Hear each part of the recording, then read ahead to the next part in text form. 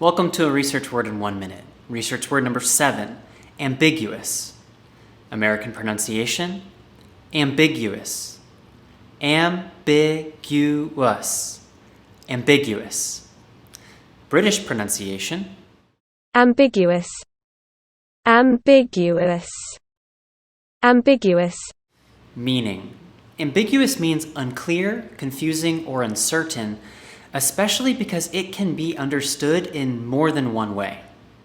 Common usages in academic writing that you need to know are ambiguous wording, ambiguous messaging, ambiguous data, ambiguous conclusions, and ambiguous instructions.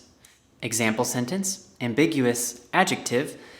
The article's ambiguous wording makes it very difficult to follow.